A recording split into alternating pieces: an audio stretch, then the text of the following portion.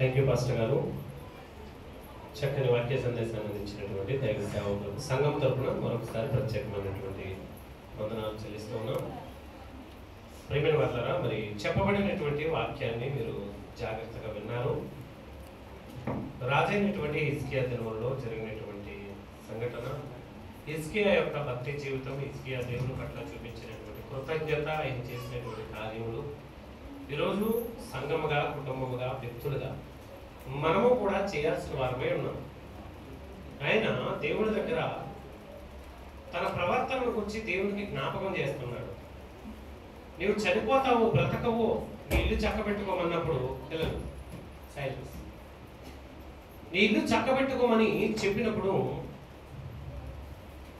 ఆయన గోడ తట్టు తిరిగి ఆయన చేసినటువంటి ప్రార్థన చాలా చాలా అవసరమైనది.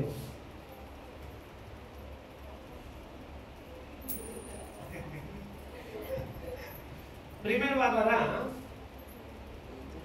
అక్కడ ఆయన చేసినటువంటి ప్రార్థనలో ప్రాముఖ్యమైనటువంటి సంఘటనలను మరి దైవ సేవకులకు జ్ఞాపకం చేశారు. ఆయన ప్రార్థన చేస్తున్నాడు, కన్నీరు విడిచి, ప్రభువా, నేను ఎలా జీవించానో, నేను ఎలా ప్రవర్తించానో, ఎలా నడుచుకున్నానో దయచేసి జ్ఞాపకం చేసుకో. చిన్న ప్రార్థన ఇది. ఎంత ప్రార్థన ఇది? చిన్న ప్రార్థన. ప్రవక్త గారు ఇంకా ప్రాంగణం దాటలేదు, ప్రార్థన పూర్తయిపోయింది, జవాబు వచ్చేసింది వెంటనే. నన్ను జ్ఞాపకం చేసుకో అని అన్నప్పుడు దేవుని యొద్ద నుండి రిప్లై రావాలి అంటే ఎంత జాగ్రత్తగా బ్రతుకుండాలి చెప్పండి. ఇక్కడ ప్రార్థన ముఖ్యంగా నీ ప్రార్థన గురించి చెప్పట్లా. ప్రార్థనకు ముందు అతను జీవించినటువంటి జీవితాన్ని ప్రార్థనలో చూపించాడు. అది విషయం ఇక్కడ. అందుకే అతడు చేసినటువంటి ప్రార్థనకు ఇమ్మీడియట్గా ఏమొచ్చిందంటే అక్కడ జవాబు వచ్చింది. జవాబు మన ప్రార్థనలకు రాదు సాధారణంగా. ఎందుకు రాదు? హిజ్కియా ధైర్యంగా నీ సన్నిధిలో నేను ఎట్లా నడుచుకుంటేనో దయతో జ్ఞాపకం చేసుకో ప్రభు అని చెప్పే ధైర్యం మనకు లేదు, ఉండదు. అంత ధైర్యం కావాలి ప్రేమిన వాళ్ళ మానవ జీవితానికి. అది భక్తి మార్గము. సొలొమోను గారు మొత్తం జ్ఞానాన్ని పరిశీలించినటువంటి వాడైన, తన జీవితంలో చేసినటువంటి ప్రతి కార్యమును గురించి ఆయన పరిశీలన చేసి పరిశోధించి రాసిన వ్యక్తి. సూర్యుని క్రింద జరుగు వాటన్నిటిని గురించి ఆయన ఏం చేశాడు? మనుషులు ఇది ముఖ్యం, అది ముఖ్యం అనుకుంటారు, కానీ సూర్యుని క్రింద జరిగే ప్రతిదీ కూడా వ్యర్థమే. కానీ ఒక్కటి మాత్రమే ముఖ్యమైనది, అది భక్తి అన్నాడు. మనిషి తన జీవిత కాలంలో యథార్థ హృదయంతో దేవుని యొక్క భయభక్తులు కలిగి జీవించడమే మానవ కోటికి ఇదియే విధి అన్నాడు. అంటే సూర్యుని క్రింద మనిషి ఏం చేయాలి? ఇప్పుడు భక్తి చేయాలి. నువ్వు చచ్చిపోయిన తర్వాత ధనాన్ని తీసుకొని వెళ్ళలేవు, కొనుక్కున్నటువంటి ఆభరణాలు తీసుకొని వెళ్ళలేవు, దాచుకున్న డబ్బులు తీసుకొని వెళ్ళలేవు. నీ తర్వాత నీ పిల్లలు లేదా వారి పిల్లలు లేదా ఎవరు అనుభవిస్తారో కూడా దాన్ని తెలీదు. కానీ నువ్వు తీసుకొని పోగలిగిందంటూ ఏమైనా ఉందంటే ఇది నీ భక్తి ద్వారా నువ్వు చేసినటువంటి కార్యాలు. దేవునికి మహిమ కలుగును గాక. దాన్ని మాత్రమే నువ్వు తీసుకొని పోగలవు.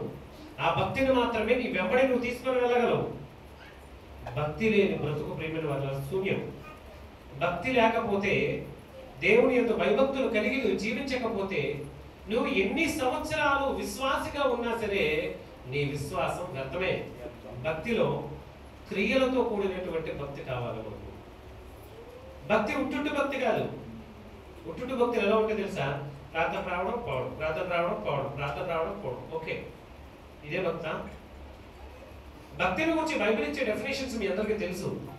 మనం ఎప్పుడు జ్ఞాపకం చేసుకుంటూనే ఉంటాం. అంటే ఈ లోకంలో ఉన్నటువంటి చెడుతనము, కళంకము, మచ్చ, ముడత, డాగు ఇవేవి కూడా తనకు అంటకుండా తనను తాను కాపాడుకోవడమే. అంతే కదా? ఇహలోక మాలిన్యము తనకు అంటకుండా తనను తాను కాపాడుకోవడమే భక్తి. రెండోది ఏంటి? ఇది పర్సనల్, ఇదేంటిది వ్యక్తిగతం. రెండోది ఏంటి? నీ ద్వారా సమాజానికి జరగాల్సింది. భక్తిలో రెండు కార్యాలు ఏంటి? ఒకటి నిన్ను నువ్వు కాపాడుకోవాలి, రెండోది సమాజాన్ని నువ్వు కాపాడాలి. దిక్కులేని పిల్లలను విధవరాటను, నిజముగా అనాథలైన వారిని వారి ఇబ్బందుల్లో నువ్వు ఏం చేయాలి?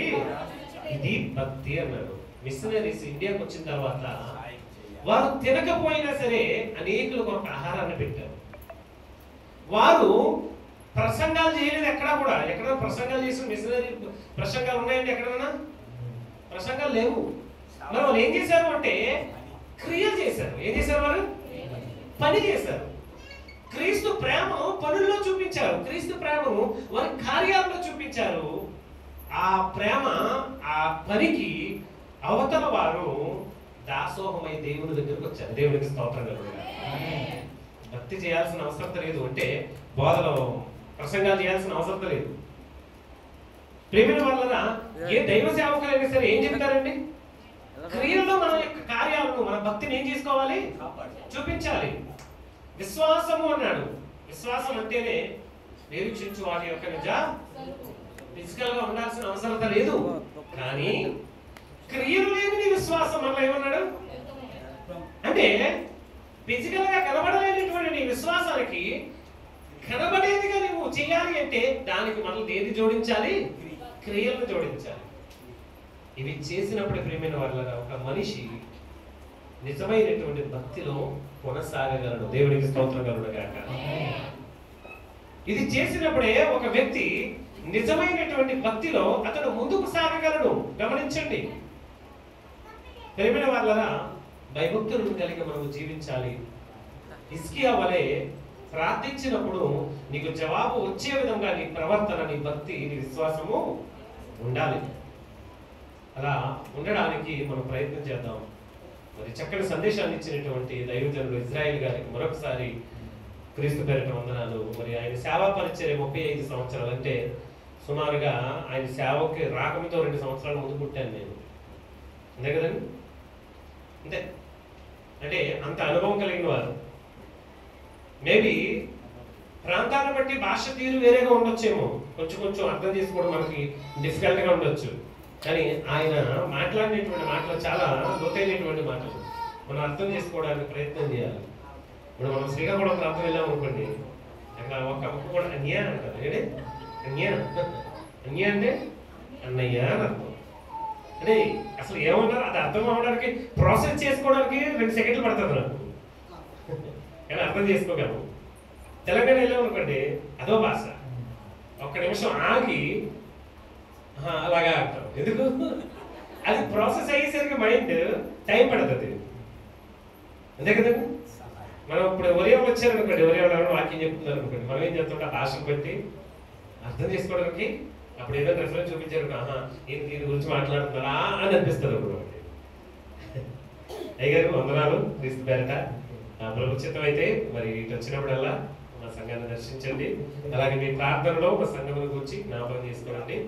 మరి మీ గురించి, అలాగే మీ యొక్క పరిచర్యల గురించి, మీ కుటుంబం గురించి, మీ యొక్క స్వార్థ ప్రయాణం గురించి మేమందరం కూడా ప్రార్థన చేసుకుంటాం. దేవుడి పరిశుద్ధ వాక్యం దీవించుగాక. మరి సమయంలో ప్రాముఖ్యమైనటువంటి ప్రకటనలు ఉన్నాయి. దేవాది దేవుడు